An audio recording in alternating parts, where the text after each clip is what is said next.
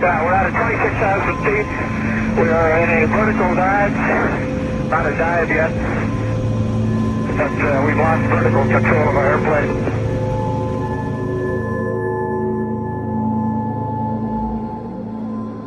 Cyber is a real domain of power.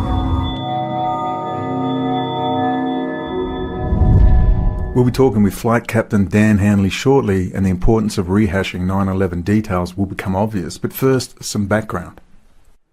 Coronavirus sweeps the world, either literally or in people's imaginations, who can say? It's highly likely corona is at the very least grossly overblown. Why exactly? Well, there are many theories. One that is not talked about are the preparations for war that are going on behind the scenes. Some narratives put forward quietly predicted June 2020 shooting war with the forces of the Chinese Communist Party in the South China Sea. This is entirely possible. Some say it will be a short war or the threat of war, and Xi Jinping and his clique will be forced out of power in China. Some of us remember the heady days of the Deng Xiaoping and Clinton era. It was smiles all round, and Henry Kissinger and Sidney Rittenberg were happy chappies with their little China business venture. The East India Trading Company was alive and well. The Straits of Malacca running between Indonesia and Malaysia are one of the world's 4 major choke points. They run long lines of giant ships day and night into the South China Sea. I flew over the Straits of Malacca every 3 months when I lived in Malaysia and had to travel to Indonesia to renew my visa. Just have a look. The war or the threat of war has major impacts on global trade. As mentioned in video 22 on this channel, the program for 2020 and the rollover into crypto and the electronic sovereign drone rights distributed ledger technology system involves major trade dislocation, civilian hoarding and martial law to ensure the minimum smooth flow of goods and services in the United States and elsewhere. War or the threat of war will result in major disruptions via the Straits of Malacca into and out of the South China Sea. This will result in major trade dislocation. And then there is the elephant in the living room. The Intel CPU disaster caused by Israel and its backdooring of the 10nm Ice Lake CPU process. Few people even know today that the most advanced Intel design and fabrication foundry or factory is not in Chandler, Arizona. It's in Israel. The new CPU design was so backdoored and full of flaws, it is 36 months on and still no sign of the new model. Just lots of talk about it. Meanwhile, Intel's main competitor, AMD or Advanced Micro Devices, based out of Taiwan, streaks ahead with state-of-the-art CPUs and GPUs. AMD is killing Intel in every market, including laptops and servers. No one could believe this 3 years ago. Nobody. Now servers run the internet and the 4th industrial revolution.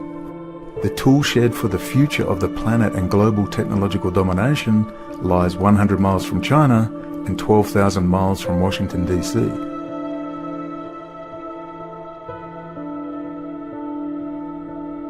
Intel is not just a commercial disaster, it's a national security disaster and a major reason alone for war with China as it covets Taiwan and Taiwan Semiconductor on a daily basis. How many people even know what Taiwan Semiconductor is and how important it is? Taiwan Semiconductor is not just AMD processors, it's Apple A13 CPUs in your Apple iPhone and tablets. It's the Samsung Qualcomm Snapdragon in your S10 Plus.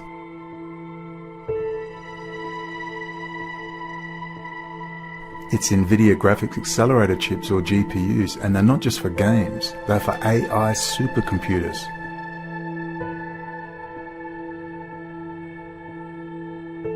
It all comes out of Taiwan and Taiwan Semiconductor, but also Qualcomm wireless chips that make your 4G and 5G work. Please, do you understand? This is really important and few, if any, even talk about it.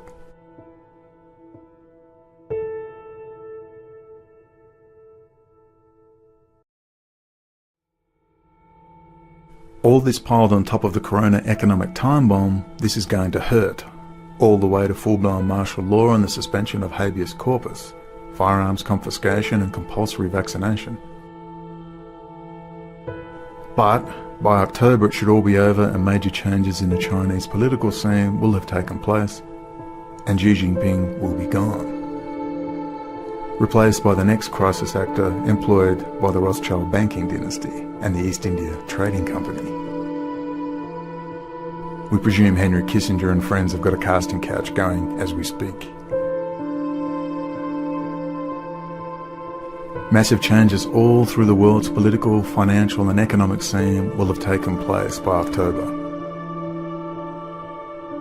And the US Federal Reserve has kindly thrown itself into the arms of the US Treasury to some extent, meaning it will avoid the impact of negative interest rates after sucking the US taxpayer dry for 107 years. You know how it goes at Davos and Bilderberger. Privatise the profits, socialise the losses, and the American public apparently did not even notice as the world's hard-fought-for middle-class existence hangs in the balance. You're very close to extinction, by the way. Yeah, you, the middle class. Yeah, you. You sat on your ass and read articles and watched videos and you became the most informed slaves in history. You happily chatted about shape-shifting lizards ruling the world and other garbage, fiddling away while Rome burned. And instead of translating the good information we had into practical political power at the grassroots, you whined it was all too hard and cried about it and sent links to all your fake AI bot friends on Facebook. Facebook, gotta check my Facebook. Gotta take another look, nothing new. I am hooked, what to do, hit refresh. Facebook, gotta check my Facebook. Gotta creep on all my friends every day. There's no end, nothing new. I am hooked, what to do, hit refresh. every day. There's no end. It's the Facebook way. It's the Facebook way. It's the Facebook way. Giving more data and predictive power to the enemy messing with your head like they are right now. BBC documentary maker Adam Curtis explains it all in 5 minutes. The best 5 minutes you'll ever watch on why this corona scare is so confusing and how they are literally telling us they are lying to us and they don't even care that you know it. They know us all too well. But then a technologist emerged who went much further, and his ideas would become central to Putin's grip on power. He was called Vladislav Surkov. Surkov came originally from the theatre world, and those who have studied his career say that what he did was take avant-garde ideas from the theatre and bring them into the heart of politics. Surkov's aim was not just to manipulate people, but to go deeper and play with and undermine their very perception of the world, so they are never sure what is really happening.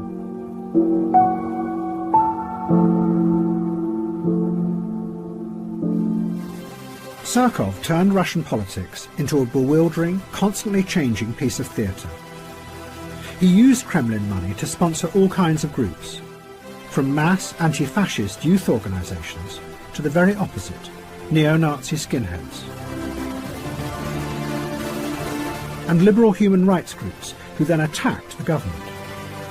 Surkov even backed whole political parties that were opposed to President Putin. But the key thing was that Surkov then let it be known that this was what he was doing.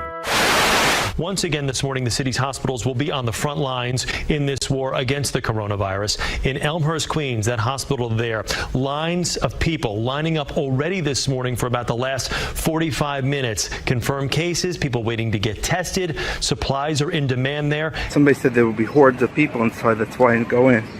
Let's see, the doctor with his mask on and everything. And look at that. Nobody. Completely empty. This is police, no EMS, nothing.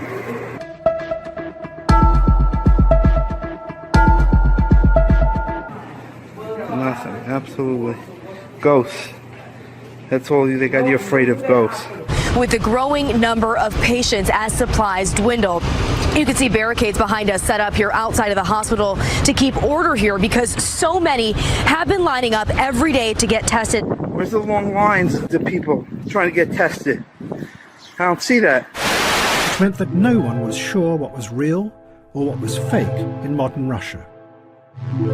As one journalist put it, it's a strategy of power that keeps any opposition constantly confused, a ceaseless shape-shifting that is unstoppable because it is indefinable. Meanwhile, real power was elsewhere, hidden away behind the stage, exercised without anyone seeing it. And then, the same thing seemed to start happening in the West. The liberals were outraged by Trump, but they expressed their anger in cyberspace, so it had no effect. Because the algorithms made sure that they only spoke to people who already agreed with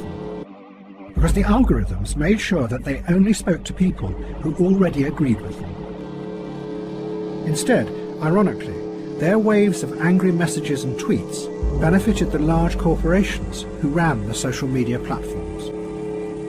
One online analyst put it simply: angry people click more. It meant that the radical fury that came like waves across the internet no longer had the power to change the world. Instead, it was becoming a fuel that was feeding the new systems of power and making them ever more powerful. The world as we know it hangs by a thin thread. No one knows what or who to believe, and that's the point. It's called demoralization. Please watch every Yuri Bezmenov video you can find. Endless fake groups of mainstream media and alt media wannabe stars flash on our screens, giving us the good and bad news. Distracting, terrorizing, and making sure no one thinks or makes a plan or leaves their house and talks face to face with anyone. And that 500 million more people could starve to death in just the next few years because of this slowdown. But those are billions that die so that thousands can live. Yes, it's a liberal. But really, by October, the shooting war or the threat of a shooting war will be over. You will breathe a sigh of relief. All you have to do is accept the new Fed crypto app on your phone to buy and sell after all that chaos.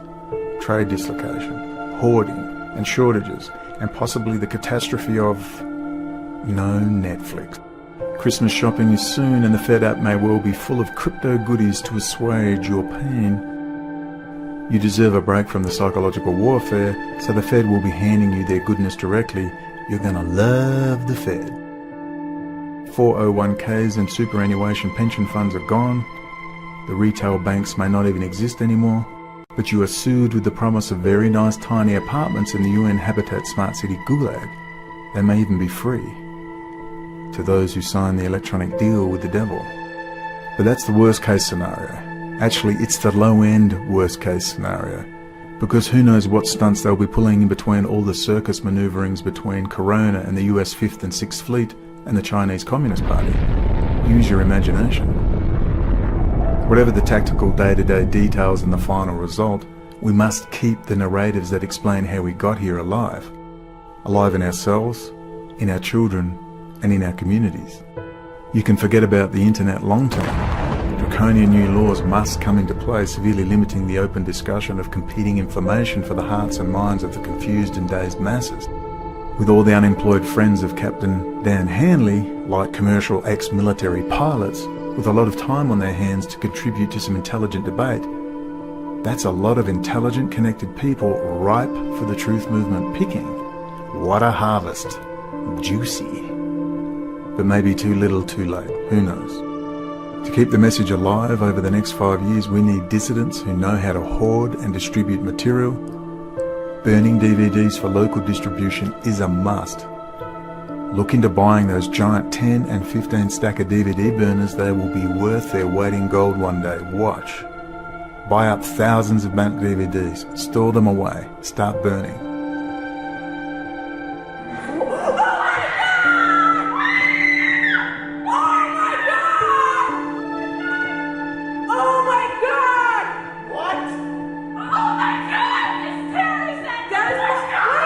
So here is a narrative that needs supporting. Revisiting 911, the hijackers that could not fly, and the Boeing Un-interruptible autopilot that flew the aircraft on that day. Dual national Israeli-American citizen Dov Zakheim and his role at both the Pentagon and the company he ran that dealt with the technology. Oh look everyone, another dual national Israeli-American citizen in the US, part of the Israeli cyber technology juggernaut.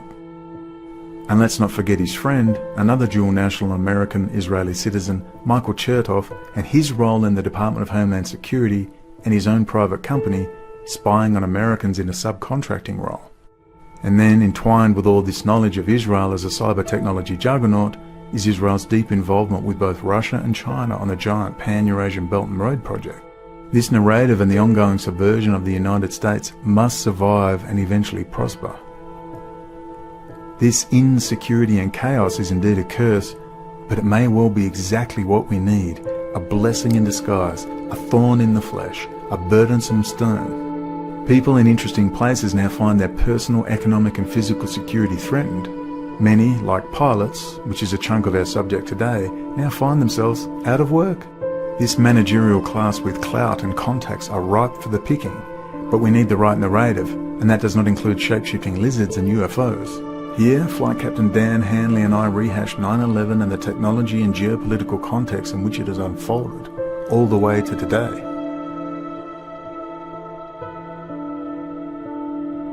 You'll understand 9/11, the Oded Yinon plan, and making the Middle East safe with the Israeli command bunker and Rothschild's three bastard sons, Netanyahu, Xi, and Putin, able to control the Pan-Eurasian superstate. This was Stalin's dream, with Israel at the centre of the bunting cloverleaf map linking Europe and Africa, and Asia, the Makinda world island, and Jerusalem, the bunker, the wolf's lair, right in the middle of it.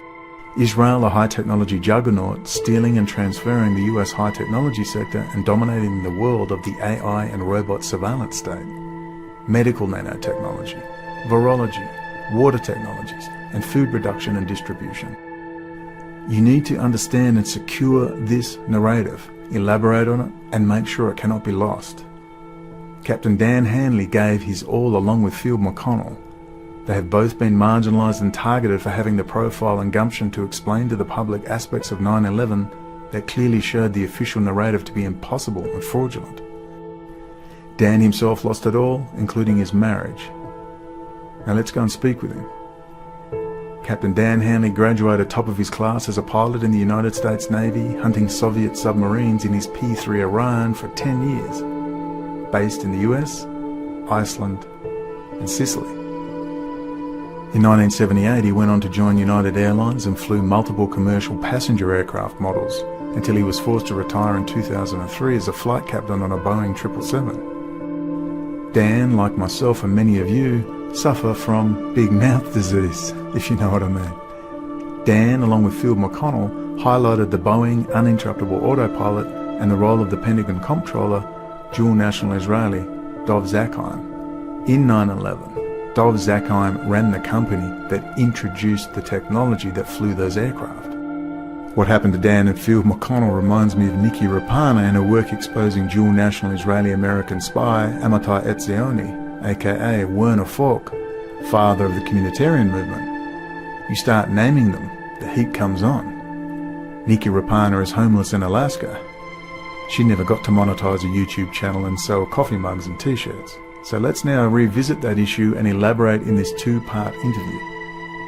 First, the specifics of 9/11, and then in part two, the overall context and tactics you see culminating in today: coronavirus, war, and martial law. Dan is a gentleman and humble to a T. We were both rushed in this interview, but a lot is discussed. We hope you enjoy it and you will join us in making sure, even if they get us all in the smart gulag, we'll be keeping that memory and that narrative alive. So let's just keep our heads and keep moving forward. Let's not be distracted by wars and rumours of war. Enjoy and don't forget, Telpiot, link below. I give you Flight Captain Dan Hanley. Cyber is a real domain of power. Our numbers are small, and history favors large nations, not small ones. So we have to compensate for our relative numbers. And we compensated, we've always compensated with our brains and with our guts, but we're in a position now to compensate beyond anything that we dreamed of. Cyber is a real domain of power. Okay, ladies and gentlemen, welcome. Let's get chatting. You know who Captain Dan is and you know what we're up to. We want to get professional. We want to get adults on board. We want to form a fist to take this information to the next level. It's a very stressful time, we understand. The date here is the 2nd of April, 2020. We're in the middle of the coronavirus, which is either the most epic fraud ever perpetuated on the human race, or there certainly may well be some truth. We don't know. So we're just going to carry on. There's obviously some very bad things happening in the world right now, but I say let's keep a happy face as much as we can, and let's just keep moving forward. The end may not be nigh, but I'm sure there's going to be some trouble, but let's just keep moving forward as fast as we can. If you've seen who Captain Dan Hanley is in the introduction, so we might as well just move forward, and Captain Dan is going to give you some details, particularly his intimate knowledge of Boeing aircraft. His last aircraft, as you know, was the 777, and he's the man besides Phil McConnell, who has really pushed this issue of Boeing and the uninterruptible autopilot, which is so important to understand. And of course, Dov Zakheim and his company based in the Pentagon, and we all know good old, if Rabbi Dov Zakheim, although there is some controversy whether he really is an Orthodox rabbi, but Mr. Dov Zakheim, of course, as you know in the introduction, the comptroller for the Pentagon and so on, a very interesting person. And better get a fist happening. We better get the adults together and start integrating and talking with interesting people. Because if we don't get this information to interesting people, then we're just going to be online, scattered all over the place, clicking links, sending links to each other and saying how horrible it is. And of course, you saw in the introduction, Adam Curtis saying this is exactly what they're trying to do. The Liberals were outraged by Trump, but they expressed their anger in cyberspace, so it had no effect. Because the algorithms made sure that they only spoke to people who already agreed with them.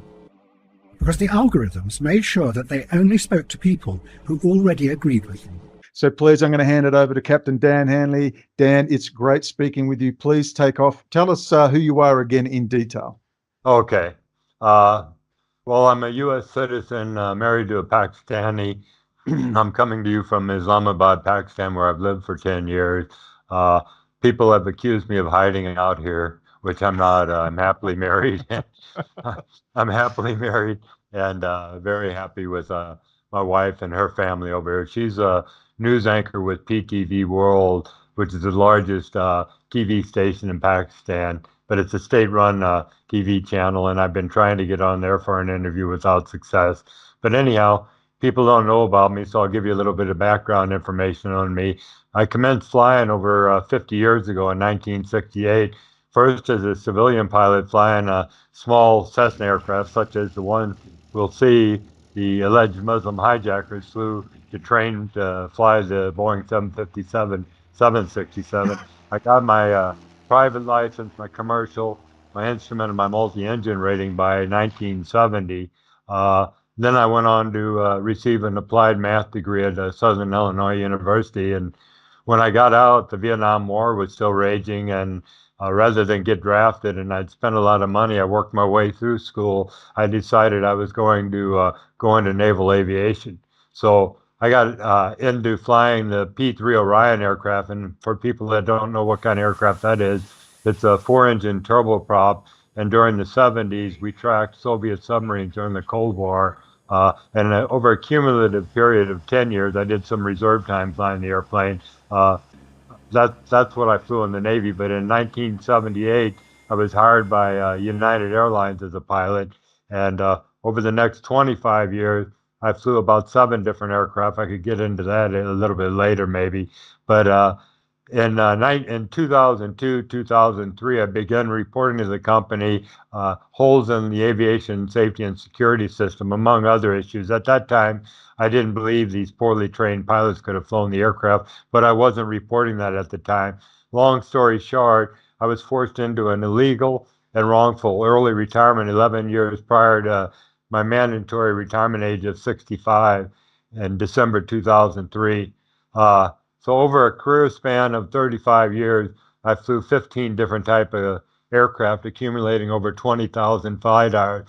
Now, I'll start off with my statement, but we've got a lot of people coming in behind me that'll make a similar statement that I'm about to make now, and that has to do with I'm talking about other highly qualified and experienced airline, military, and civilian pilots. But I'll tell you right now, with all my flight experience, I can unequivocally state that I could not possibly have flown the 9/11 flight profile, and in particular the Pentagon profile, which we'll discuss a little bit later, at the speeds and altitudes and flying the spectacular aerial maneuvers performed by the alleged hijackers. Furthermore, I don't believe that these poorly trained and highly inexperienced hijackers could have possibly been in control of the aircraft that day, as they had never flown the very complex and highly sophisticated 757 and 767 aircraft. Well, it's my assertion right now, along with other people that are in our organization that I'll talk about in a few minutes, there's over 290,000 pilots in the world, and we believe that they will agree with the assertion I just made. Regarding the organization that I'm the director of, and also the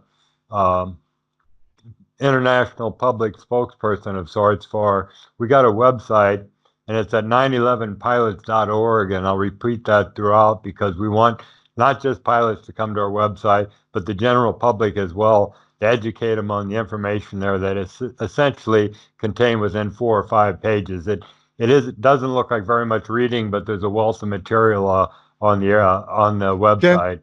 Dan, could I just break in here just very briefly? Yeah. I hope the general public will understand that this is what we're trying to do. Don't get me wrong, we still want members of the public to support us in whatever capacity you can. Don't get me wrong, we've met a lot of grassroots, highly intelligent people who, some are in wheelchairs, some are veterans, some are pensioners, and they're doing their bit. But what we're trying to do is also expand that subculture off the internet ghetto into the professionalized ranks of people like pilots, whether military, ex-military, serving or not, in whatever capacity, and of course airline pilots. And by doing so, particularly with, as much as the corona scare is obviously quite frightening to a lot of people, particularly with families and mortgages to pay, if we can, this sudden realization that this year is a big year, I think, as you stated, Dan, a lot of pilots, and you have 500 or more pilots on your LinkedIn list you're in touch with, and they're just too terrified.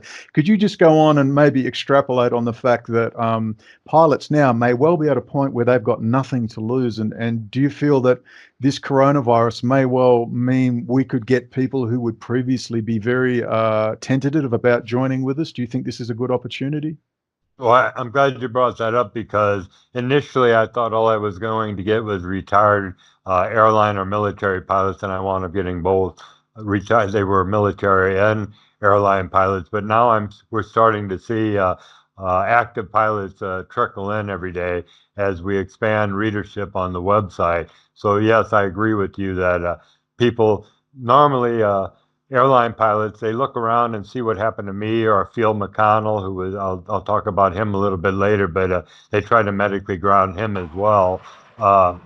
They're reluctant to speak out because they're sitting in this high-paid job, relatively cush job, and they don't want to upset the apple cart. They've got mortgages to pay, car payments, etc., overhead expenses. So they're reluctant to speak out. But in the current environment, I think we're going to see more and more of them come forward as we go on. So you're right. I think that they will come out and talk about join us in our crusade here. It's purely grassroots and it's global, and we like the numbers we're seeing right now, but we need more to drive more people to 911pilots.org so they can read the information there.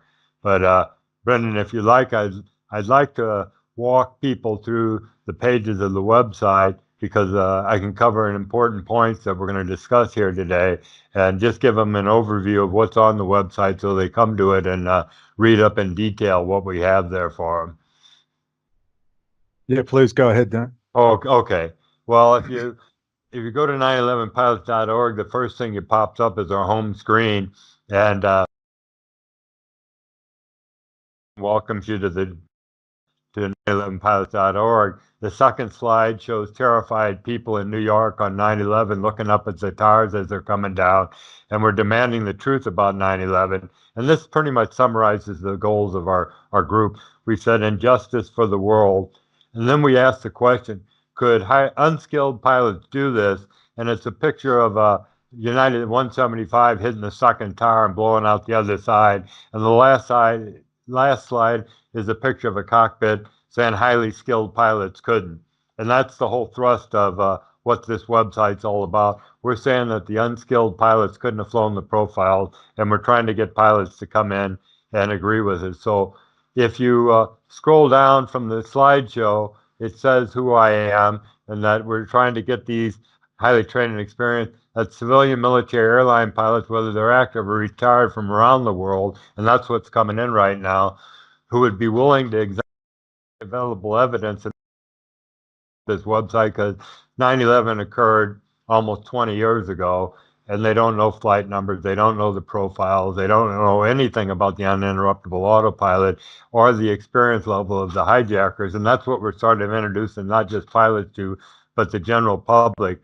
But we're asking them from around the world who would be willing to examine the available evidence that we have and testify before a committee on camera via Skype or some medium like that, or in person before a committee, as to the difficulty of the maneuvers supposedly performed by these 19 Muslim hijackers on 9/11, such that even highly trained pilots could not have flown the profiles on that day. We're looking for experienced pilots to give us input in identifying the skills and aptitudes which pilots must master and distinguishing them from persons who lack such training. We give an example, and this is a good one because this is the smoking gun of 9/11, and that is of a Muslim hijacker, Hanjour, and we'll profile him later about regarding his experience. But he was a pilot who supposedly piloted American Airlines Flight 77 that allegedly struck the Pentagon on 9/11. Now, the profile goes like this. The aircraft was reported to have conducted a descending, accelerating 330-degree corkscrew turn from 7,000 feet just west of the Pentagon to arrive precisely at ground level to strike the Office of Naval Intelligence at nearly 500 miles per hour, which incidentally also housed auditors who were conducting an investigation, which we'll talk about later. But a friend of mine, Rusty Amer, who I consider to be the most qualified pilot in the world, he got in a simulator with a young private pilot. He had flown in a private aircraft before, and they tried to replicate this maneuver I just described in the simulator. And every single time he tried it, he crashed the airplane. And yet, according to the official narrative, Hanjour accomplished this amazing feat on his first attempt with minimal aircraft experience, training in light Cessna aircraft, and only having a few hundred hours of total flight time. And we've got a video on there. I know it's laughable, really. We've got a video on there where Rob Balsamo, the co-founder of a group called Pilots for 9/11 Truth, is being interviewed by Jesse and Ventura, the former governor of Wisconsin. And he goes through Hanjour's training or lack thereof, and then they cover the simulator where this poor young pilot crashes it every time. Now, before I go on, well, let's cut, Dan. Let's cut to that footage now, just for a second. So it's your professional opinion that Hanji could not fly that 757 the way the government told us he did? Well, it's not even just professional opinion. It's based on facts and data. Okay. It's past that. 370 knots. Oh, come on. Hang on. I'm going to get him. 440 knots. You're going on your back. I missed again. There's no denying it's incredibly difficult, especially with that turn that the NTSB data said Flight 77 made. And then he levels off and then pretty much just guns it straight in. That straight path right in is really incredibly difficult. Correct. So what do you think? I couldn't do it. You couldn't do it. Not at that speed. Not at 500 knots. Now, I can't really go on without talking about another international grassroots group because it will explain where we're going with our program here. And that's a group you've probably never heard of because they're not making mainstream media in the United States, nor are other studies that have come forth since then. They're getting no coverage whatsoever, but it's called the Lawyers Committee for 9/11 Inquiry. And what they did was get with the biggest 9/11 whistleblower organizations or individuals in the world and compiled all this information, presented it to the Lawyers Committee, and the Lawyers Committee petitioned the New York U.S. Attorney for the Southern District of New York, Jeffrey Berman, and requesting that he convene a grand jury. Well, a couple months later, they came in with 57 evidence packages from these numerous organizations, which included architects and engineers for 9/11 Truth, scientists for 9/11 Truth, firemen that were at the scene that heard explosions before the buildings came down, and other people with 57 evidence packages. And once they presented them to the U.S. Attorney, he had no recourse but to convene a grand jury investigation, which we can talk about a little bit later if you want. But their contention is that World Trade Center buildings 1, 2, and 7, and yes, there was a third tower that came down on 9/11, building 7, also known as the Salomon Brothers building. They're saying that their evidence conclusively proves, using the scientific method, that the collapse of these 3 buildings was due to controlled demolition and not because of jet aircraft impact, building damage, or the jet fuel fires that ensued. So the goal is to achieve a Department of Justice criminal investigation into the events of 9/11, because most people say, well, wait a minute, you already had the 9/11 Commission. That was not a criminal investigation. All the evidence was hauled off to China. All the steel was hauled off to China. Isn't that interesting, Dan? It was all hauled off to China. Sometimes I think there's some people cooperating with China behind the scenes somewhere along the line. Well, like dual U.S.-Israeli Deputy Attorney General Michael Chertoff ordered the steel to be hauled off without any forensic evidence being taken by the FBI, which is unprecedented. And Dan, we all know who's very good friends with Israel, don't we? Yes, we do. But I'm happy to report that 9/11 pilot whistleblowers has very recently begun communicating with the Lawyers Committee. As a matter of fact, a few weeks ago, I had a 45-minute conference call with 4 members of the board, architects and engineers for 9/11 Truth founder Richard Gage, their head lawyer, Dave Meiswinkle. He's the head of the committee, and then their chief litigation officers, Mick Harrison and one other lady. And I explained to them that we're attempting to gather this testimony from around the world. Well, they explained to me, we cannot legally represent you at this point in time because we got to remain objective. So if you can present evidence to us, and we can vet these pilots to where they know what questions or how to answer questions before grand jury, and we'll move forward from there. So that's what we're doing. We're trying to collect affidavits from pilots around the world. We've already got it set up. We've already got a mailing system set up to send out to them. And I'll get to the Join Us page here in a minute. But Dan, could I just interrupt just to extrapolate for people? Sure. Just so they understand. There's going to be people who will say things like, "Oh, what's the point? There's no point interacting with the government. We know they're corrupt." Yes, we know.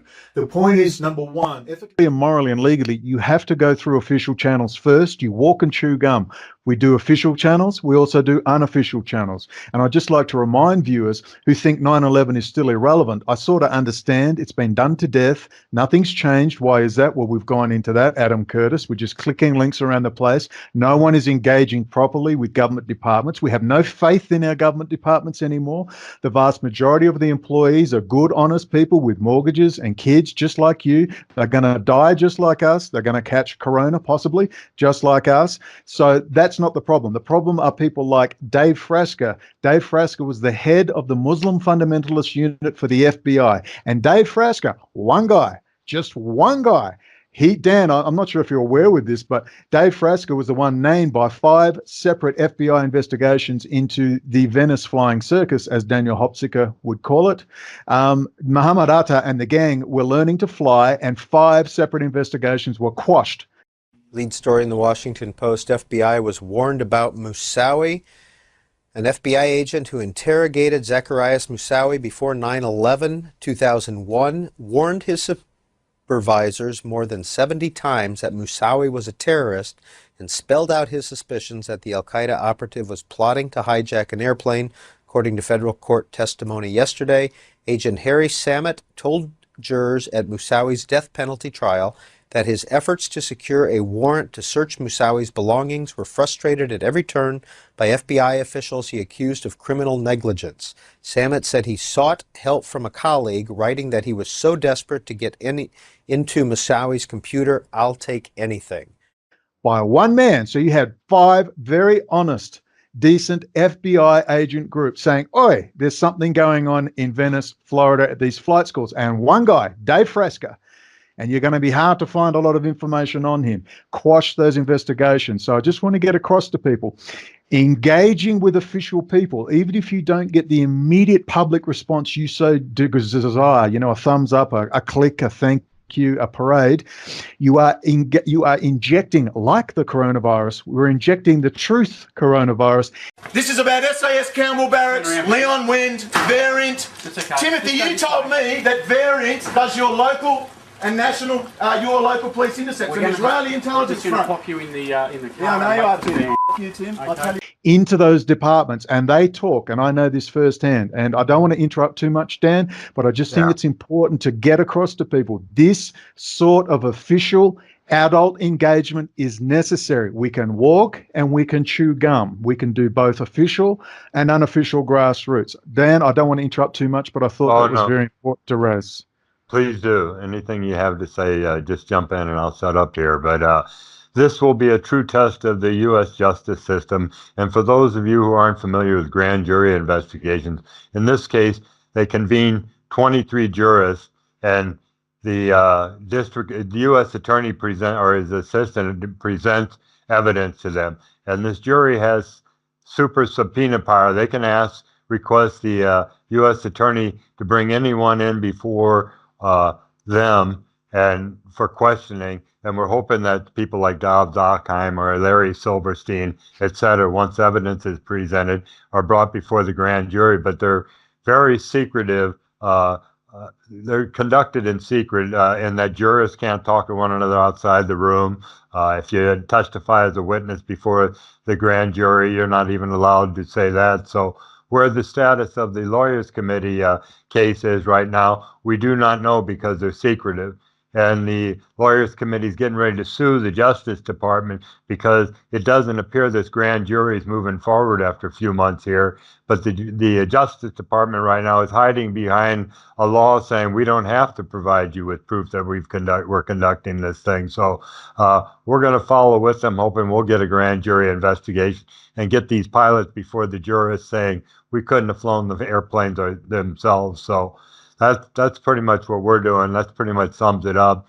There's more. Dan, could we just reiterate? Is it your opinion? And I've never actually asked you this directly before. As someone with 30 years flight experience on small and large 4-engine turboprops and jet turbines, is it your opinion? And you tell me. It's not just unlikely that these men couldn't have flown these aircraft at all, let alone flown them a few feet off the ground or into a tall building.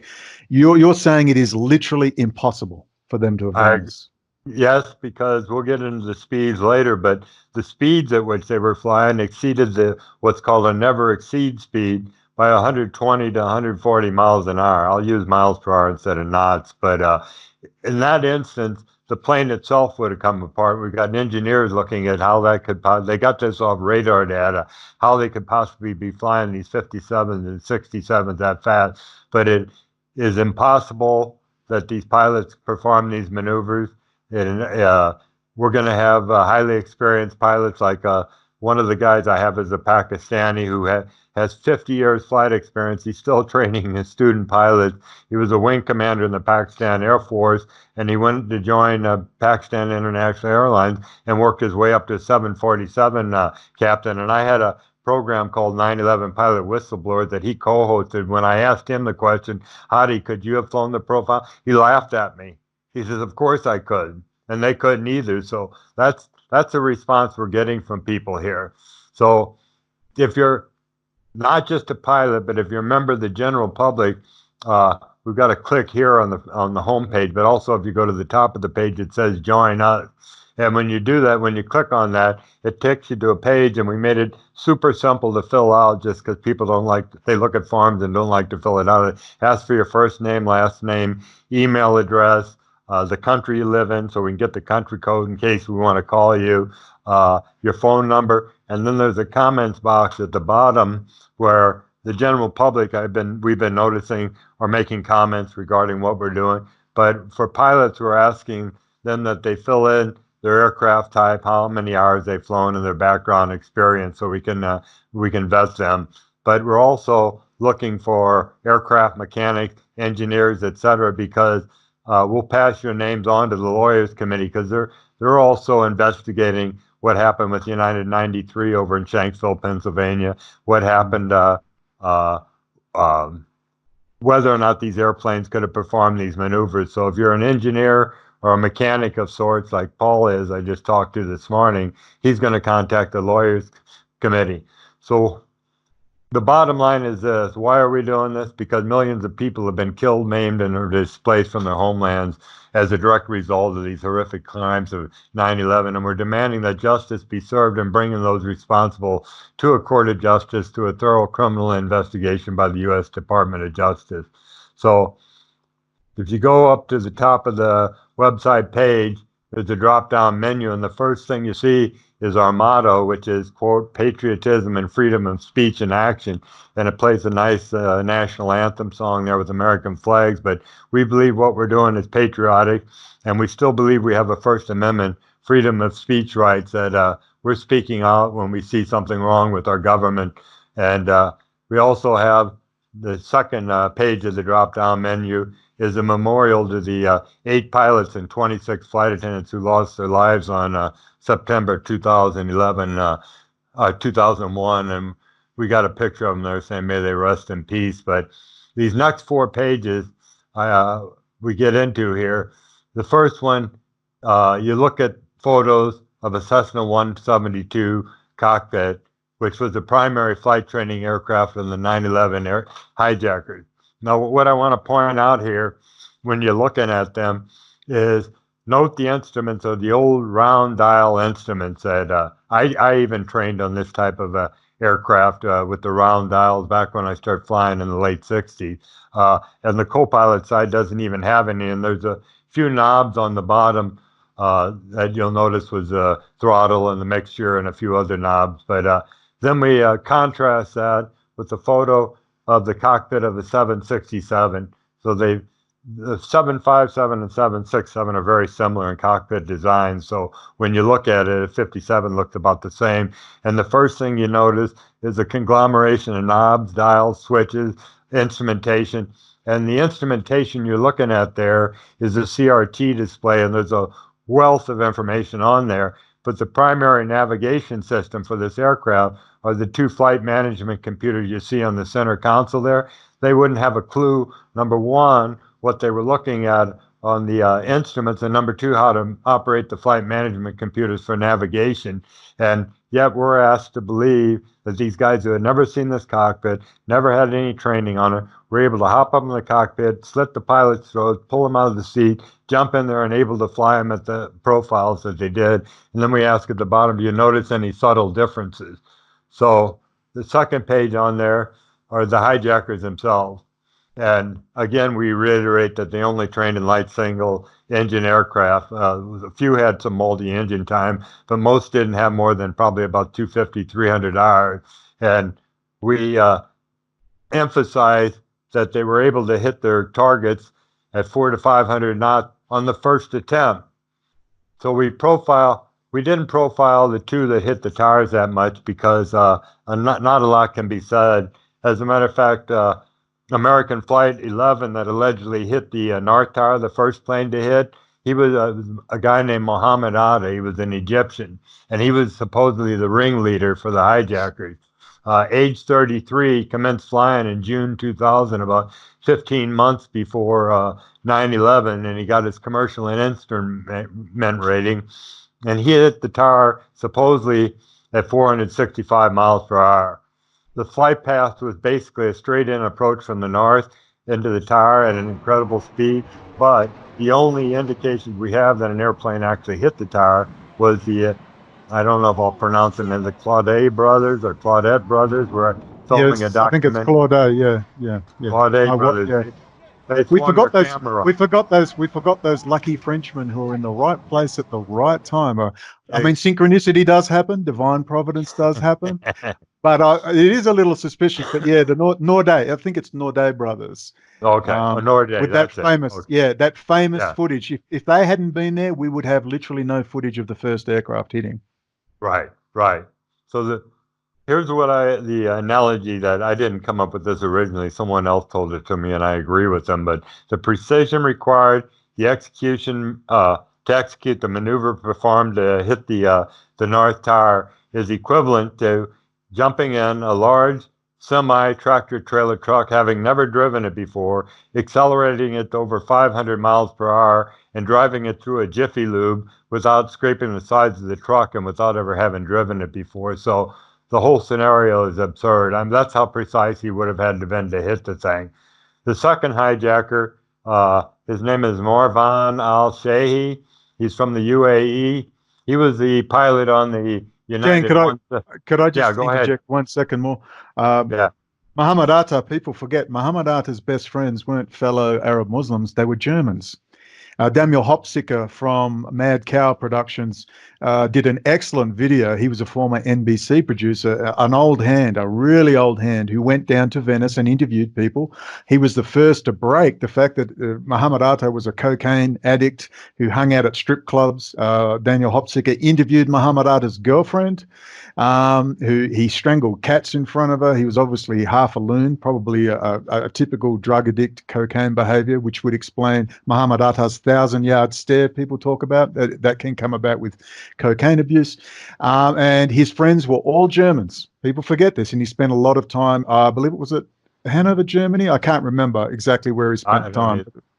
But it was in Germany for about 6 years. People forget this. And there's a great interview with Daniel Hopsicker with Muhammad Atta's girlfriend, where they were traveling around doing drugs and drinking, and they were very close, very best friends. And I just think people should remember the German angle that we've all forgotten. So please, Dan, back to you. Okay. Well, this Marwan al-Shehi was the hijacker for United 175 that allegedly hit the 767 that hit the South Tower. He was only 23 years of age. He commenced flying June 2000, just like Atta did. He got his commercial license, and to get a commercial license, well, back in the 60s, you only needed about 250 hours if you were going to an FAA-approved school. But he was the fastest airplane. He was doing 590 miles per hour. Now, he approached the South Tower from the south in a descending left-hand turn, accelerating to this 590 miles per hour. Now, this is key right here, and you probably remember seeing this on the video, but within 12 seconds of the impact, the aircraft makes a slight left turn with a bank angle of about 20 degrees to precisely strike the building. Had the aircraft not made that turn at exactly that moment with the correct angle of bank, the aircraft would have missed the building by 800 feet. And this is a maneuver that even the most experienced pilots in the world could not have performed at that speed. So the last person we profile on the page is Hanjour. He was a Saudi Arabian hijacker, and he was piloting American Airlines Flight 77 that allegedly crashed the 757 into the Pentagon. He was 29, commercial rating. He impacted at 530 miles per hour. Now, I already described the maneuver. Dan, is this is radar? This is radar data. Yes, that's radar data. Yeah, we're working with a guy that's a walking, talking encyclopedia of knowledge who the Freedom of Information Act has gotten a wealth of data on all these flight profiles. So we're taking it exactly from the radar data that was provided through the Freedom of Information Act. So we already talked about this maneuver being replicated in a simulator and not being able to perform by even the most highly experienced pilots. But because Hanjour is really our target hijacker, we put a bunch of notes down there and I'll just glance over a few of them. He'd only trained in light Cessnas, never flown a jet aircraft before. In January 2001, he was going to Actually, he came into the States in the mid-90s and trained and then went back to Saudi. Where did I say he was from again? Saudi Arabia. Yeah, he went back to Saudi Arabia. And he came back in January 2001. And the school he was going to, Arizona Jet Tech Flight School, they reported him to the FAA at least 5 times because his English was so inadequate he couldn't qualify for a commercial pilot's license. It took him 5 hours to complete an oral exam that normally lasts only 2 hours, and he failed an English class with a .26 grade point average, and the jet tech manager said he couldn't, quote, could not fly at all. So in August 2000... Dan, on that point again, sorry, I have to interrupt whenever you want, please. Yeah, what's your view on the fact that I guess it must be hard to get good help these days when you're running these intelligence operations on the lowdown. Why the hell would you send a bunch of inept nincompoops and they appear a bunch of chuckleheads? If you look at them, they look like a bunch of moronic, drug-addicted, alcohol-swilling, alleged Muslims from... Hey, what? That's the best you got? Now, is this just one of those unfortunate, in terms of the CIA isn't doing this? Is not an intelligence operation. This is a private Rothschild intelligence operation, running those Rothschild City of London networks through whether it's Israeli intelligence into Saudi intelligence into US intelligence. Remember, these are private little groups, little groups of social contacts. Sometimes involved with secret societies, whether you want to believe Skull and Bones or throw some names out there, some sort of Masonic organization, whatever, Muslim Brotherhood, whatever. But I'm just surprised that the only people they can recruit are a bunch of idiots. Now, I guess that could be explained by the small scale of the operation, that they are actually maybe well funded, but they're very small scale, and they have probably have to get people out of jail for pedophilia and drug addicts like Bukhtari, the big bad boogeyman next to Osama bin Laden, who was running around Iraq, setting Iraq on fire. He was a pimp and a drug trafficker in jail in Jordan. So I guess that's where they recruit these clowns from. They're all alcohol and drug addicts. But, you know, you've got passports being thrown into rubble. It's almost amateur hour. Do you think it's just very briefly, because I'm curious, it always seems a bunch of chuckleheads, they throw passports into the rubble. Are they having a laugh at us? I mean, when you look at the specifics, is this a joke? Is it like April Fool's Day for them every day? Well, listen what the general public fell for. I contend that 99.999% of the global population fell for this story because they're not pilots. They cannot conceive of the absurdity of the notion that these poorly trained pilots flew the aircraft. And if you go one step farther, they were recruited by Osama bin Laden, who was in a cave 8,000 miles away with a laptop and a cell phone, and he was able to command these pilots to take control of these 4 aircraft, avoiding the most sophisticated air defense system in the world for 1 hour and driving them into buildings. Now, that's the official story that the global population has fallen for, and that's why we're just focusing on the pilots, because we've heard, I have, and other people have, we've heard that there were no planes, they were using holograms, that a missile hit the Pentagon, that there was a flyover the Pentagon with another airplane that dropped a weapon on the plane. Don't forget the suitcase nuke, Dan, and the alien. Right. Don't forget the alien. So we're ignoring all that, just focusing. It's a joke, everyone. Yeah, and Dan, just on that point, as I said in the introduction, what we're trying to do is, there's these specifics which a lot of people say, yeah, we know it's done to death. Yes, but we need the legal specific side. We're mounting an investigation, so to speak. So we got the specifics, but what we're doing, as you'll hear in the next hour, in the second part, with Dan, we're combining my specialty with Dan's specialty. Dan has the specialty of the specifics of flight and the specifics of the impossibility, and getting on board more professional people above the grassroots. And we do appreciate the grassroots, but we need professionals that we can push forward in various roles. But we then need to combine the specifics and this little tactical thing with the grand chessboard, which is why this took place. And people say, oh, it was for oil, it was for the Oded Yinon plan. Yes, we need to get the vernacular of everybody should know what the Oded Yinon plan is, which was an Israeli plan put forward. Thank God for, was it Israel Shamir or Professor Israel Shahak? No, it was Professor Israel Shahak who first translated. God bless Dr. Israel Shahak, born and bred in Israel, I believe. Was he born and bred? But anyway, Israeli citizen, Jewish, who has not only written brilliant books such as Jewish History, Jewish Religion, The Weight of 3,000 Years on the Talmud, but this man, this amazing man, translated the Oded Yinon plan, which showed that the Israeli General Staff said we need to break up all these Arab states, destroy pan-Arab nationalism, which went from Libya all the way through the Arab states, Syria and Iraq and Jordan and Egypt, and also into Iran. So we can create greater Israel, and as we know, they can cooperate with Russia and China on building the Pan-Eurasian superstate and the Belt and Road Initiative. Now, we're not going to go into this now, but we're just trying to get across. Yes, we're rehashing 9/11. Yes, we're looking at specifics, but we're also combining, and I believe it's quite a lethal combination, and I hope not for us, but with Captain Dan and Tim and others, we're now going to combine that into that big picture. So we get a pilot in, someone in the military in the door out of interest, but due to their specialty, and then we hit them with the facts and figures on Israel, the Oded Yinon plan, Greater Israel. Israel is a cyber technology juggernaut, and we're going to talk about Dov Zakheim, which is the lead into the second part. Dov Zakheim, the Pentagon, and the Boeing Un-interruptible autopilot.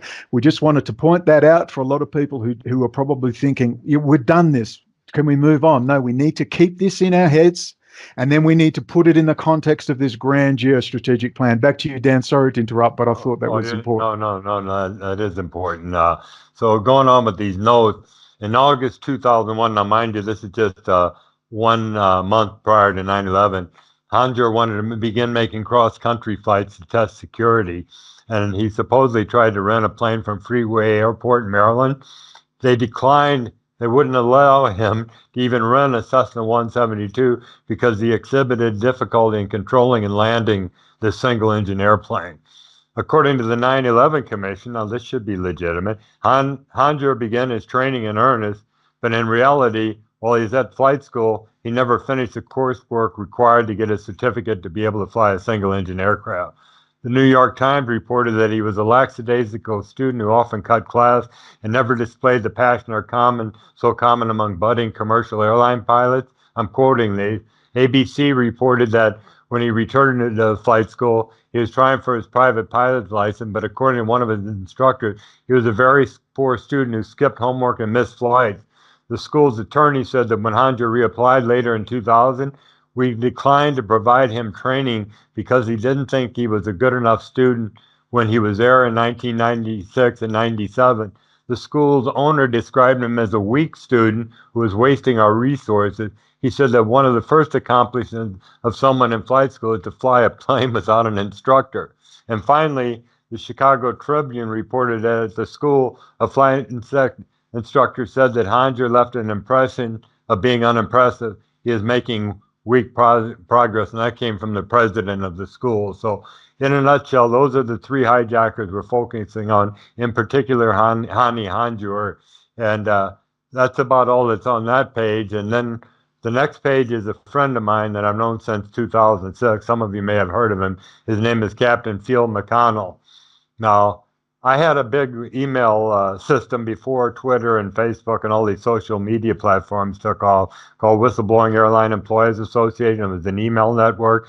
And Phil caught wind of my grounding in 2003. This was 2006. And he called me, and he was a DC-10 captain at Northwest Airlines. And he retired 9 years early because of his exposure of illegal modifications on Boeing aircraft, so that he could serve as an expert witness in future litigation. At the time, Northwest Airlines, Can we just stop, Dan? I need to stop you just to let people know. Phil McConnell had enough sense to know that if he took this subject up, they were going to go after him. And correct me if I'm wrong, what they did to you, they tried to stick you through a psychiatric assessment, and then ground you and then say you're no longer an expert witness. But am I correct in saying that Phil McConnell was smart enough to go, well, I'll retire first, so you can't ground me? Is that correct?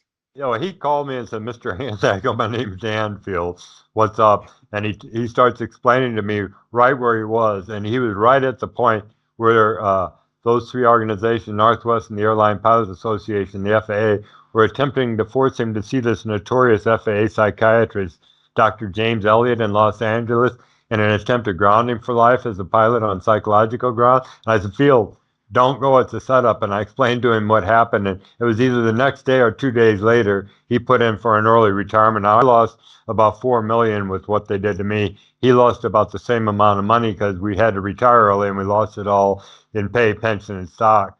But he continued his investigation after he retired into these illegal modification of the existence of this uninterruptible autopilot prior to 9/11 and the Malaysian Air 370 disasters. I'll give you a little bit of background about Field. He's a real patriot. He's a genuine Christian man. He studied at the United States Naval Academy, and he graduated in 1971. And when he graduated, went into Marine Corps aviation, flying the F-4 Phantom, and it goes through his whole history of his flying experience there. But he's the only pilot I know that has 3 sets of military wings: Navy, Army, and Air Force, because he was in guard units and worked for the Air Force Reserve. So he retired from let me get down here a little bit. He transitioned in 1990 from flying the F-4 Phantom to the F-16. So he's got both civilian and military experience, and he refused to serve under William Jefferson Clinton per information that was given to him by this General Hunter H. Harris of the U.S. Air Force, who had secured his appointment to Annapolis. But backing up a bit, in December 2006, Field goes into a courtroom pro se, representing himself, with a federal lawsuit regarding this modification on the aircraft to the FAA, Northwest Airlines, the FBI, NORAD, the U.S. Naval Academy superintendent. But the Department of Justice silenced Field McConnell due to his inadvertent opening of the safety issue, and the judge tossed the case. But it should be noted that in June 2006, there was a settlement of $615 million paid by Boeing to the United States Department of Justice. So his case was tossed, and we got a video down there with Field with Semper Fi down beneath it, because he was a dedicated military man. So the next page is the meat of the subject here, and that's remote controlled aircraft. So most people say, oh, come on, you can't not remotely control a large airplane. Well, we give you a big surprise on this page, because remote controlled aircraft technology has existed as far as back as over 75 years ago in 1944, and actually it goes beyond that, and we only cite a few examples here of remote controlled aircraft.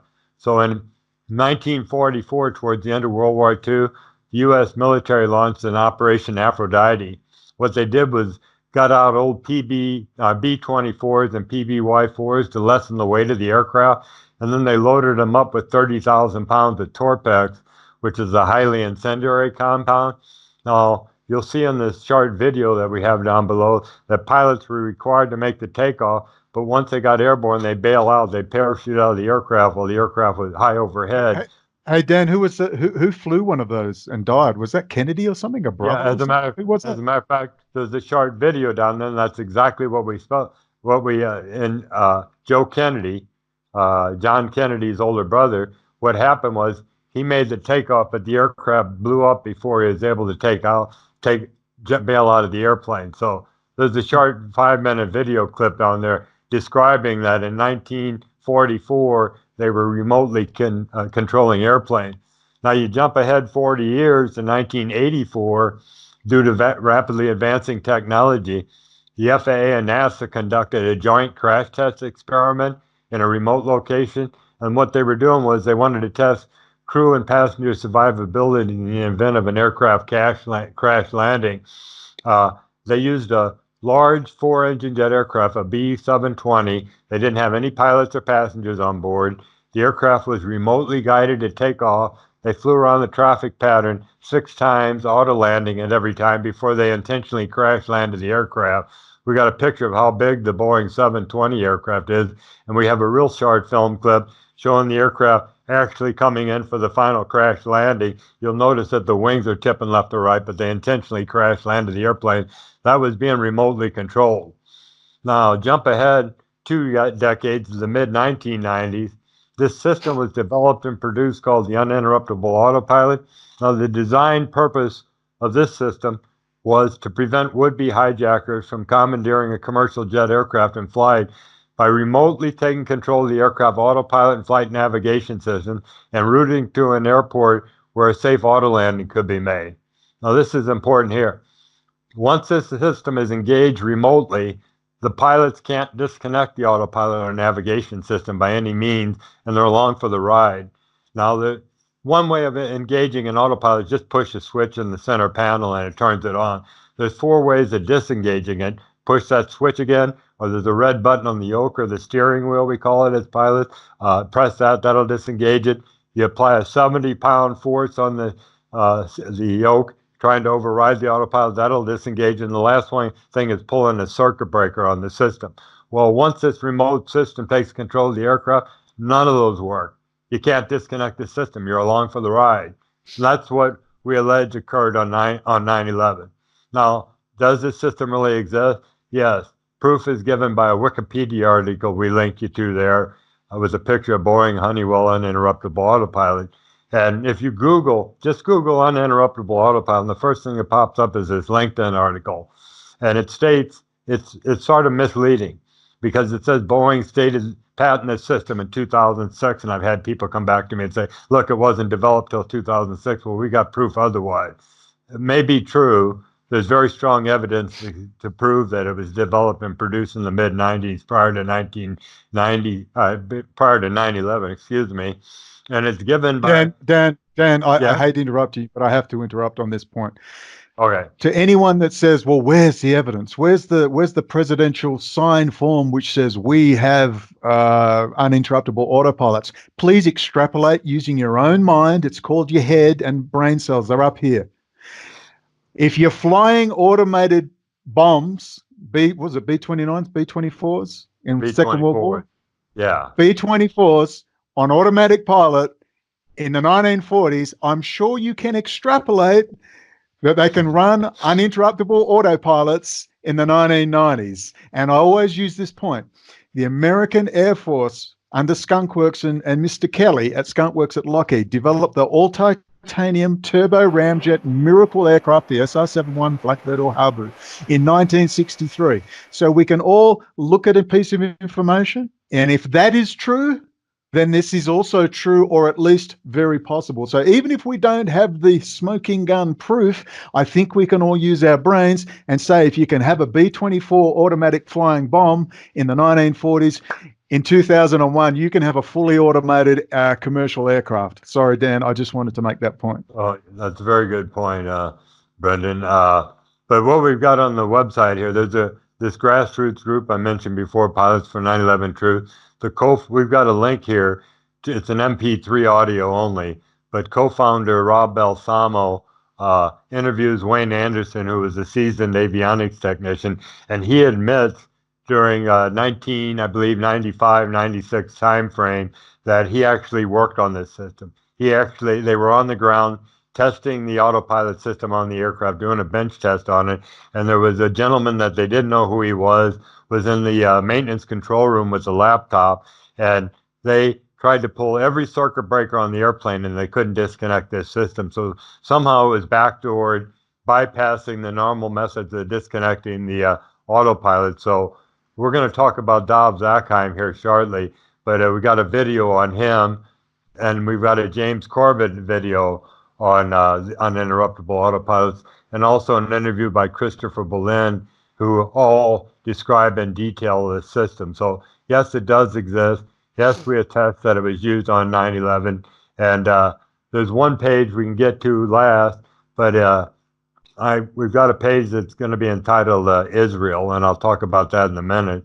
But our group is working with a number of groups, including Pilots for 9/11 Truth, the Truth Action Project, the Lawyers Committee for 9/11 Inquiry I mentioned before, Architects and Engineers for 9/11 Truth, and then the firemen have a group called Justice for 9/11 Heroes, and they're also hopefully testifying before the grand jury. I Am the Face of Truth, that's a Facebook group, and Scientists for 9/11 Truth. So we've got a lot of affiliates we're working with, and we're getting a lot of information from them as well. But second last page that'll be on here is our national motto, and it's for those of you who aren't American and don't know what it is, it's in God we trust.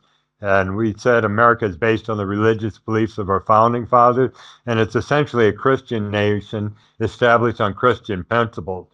But we claim, as a consequence of the lies of 9/11 resulting in the illegal and unwarranted invasions of foreign countries that followed, which killed, maimed, or displaced millions of Muslims and others worldwide, America has degenerated into anything but a Christian nation. And we say, is this the America you grew up in? So we got a nice Christian song there you can listen to. So in essence, except for Russia. So Dan, just to sum up, so the bottom line is we can extrapolate and think for ourselves, and we have a smoking gun. Is that correct?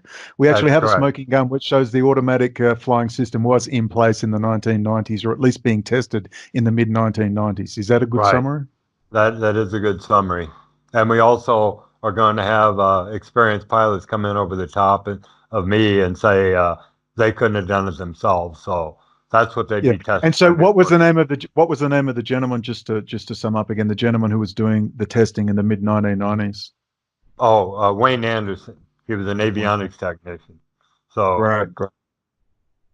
So anyhow, and could I just want to add in too? A lot of the aircraft modifications. One of the theories was that the aircraft that were flying into the World Trade Centers were actually modified KC-130 tankers or something. And there was, and just to extrapolate on that briefly, Dan, because Israel do a lot of aircraft modifications. In fact, they specialize in it. And I'll put up some links now so people can see videos and stuff of Israel bragging, because they're always bragging, how they do specialized modifications, make them aircraft into air cargo aircraft and things like that. But what I'm interested in is Israel is a bunker. Israel is a very closed society. It's a place where you can go and do secret stuff. It's a place where you can develop things. It's like the current coronavirus. People are saying Fort Detrick, well, fine, but there's actually regular inspections of Fort Detrick. It's under specified treaties to do with germ warfare and so on. But in places like Israel and China and other places, there is no oversight. And these people specialize in virology. So they also specialize in things like aircraft modification. As I keep trying to tell people, Israel is a bunker where you can do your secret stuff very, very easily. Now, the smoking gun is they admit freely they do aircraft modifications. And the question I want to briefly touch on with you is, what's your opinion on the assertion that I must admit, when I look at the footage, it does not look like a commercial airline. It looks like it doesn't have windows. Do you think it could have been some sort of modified tanker aircraft? Well, we can get into that when we talk about Dov Zakheim, because that's exactly what we have surmised from information we've got on Zakheim, in that he did a contract. I can get into it when we talk about Dov Zakheim and what he did with 30, at least 32 767s. But that was, other than the donate page on our website. We're not money grubbers looking for money, a lot of money here. As a matter of fact, we're not. I don't want people to get that impression looking at it, but actually, Dan, can I just say for people on the record, I lost my $80,000 a year job I was going back to as a comprehensive registered nurse. I was ICU trained, emergency department, acute care settings. You lost you're making a lot of money. We've lost everything. We just want enough to live, and then to maximize gains to get stuff done. So just to know, we have sacrificed. We're not out to pay for our prostitutes or something in our casinos, because you always get some clowns that will run around saying they're in it for the money. But just so people understand, this is about paying our bills and just about getting stuff so we can pay for website design, we can pay for maybe a social media manager, and all the basics. We're just asking for the basics, and whatever's on top, we want to fix this problem. Look, I think we all understand now that there's a lot happening this year and next year. If you watch my videos, particularly video 22, it's pretty much we're at a major tipping point. And pretty soon, and we're hoping the pilots and the military people are watching, you get it. You're getting to the point where you may have nothing to lose. So you know what, Dan, why don't we wind up part one of this possibly 3-part series? Okay. And why don't we have a quick break? Oh, no, we're going to talk about it, my friend. We will be talking about Israel and Dov Zakheim. But I thought you'd be a little shy about it, Brendon. No, I'm only kidding. But what we'll do is we'll take a little break, and let's go to part two, in particular of Dan, as Dan talks about Dov Zakheim, the dual national Israeli-American citizen, friends with the other dual national Israeli-American citizen, Michael Chertoff, formerly head of Department of Homeland Security and now a private contractor, I do believe, to the NSA, gathering data on Americans. If that's not bad enough, we're going to now tie in the Pentagon, Israel, dual national citizens, and then when I come on board with my information, we're going to tie that all into the grand strategy. Thanks, Dan. Okay. Okay. Our numbers are small. And history favors large nations, not small ones. So we have to compensate for our relative numbers. And we've always compensated with our brains and with our guts. But we're in a position now to compensate beyond anything that we dreamed of. Cyber is a real domain of power. Because to survive and thrive, we have to overcome a simple problem. The problem is, there aren't that many Jews in the world. There aren't that many Jews in the world. Cyber is a real domain of power. Yeah, we're at 26,000 feet. We are in a vertical dive, not a dive yet. But we've lost vertical control of our airplane.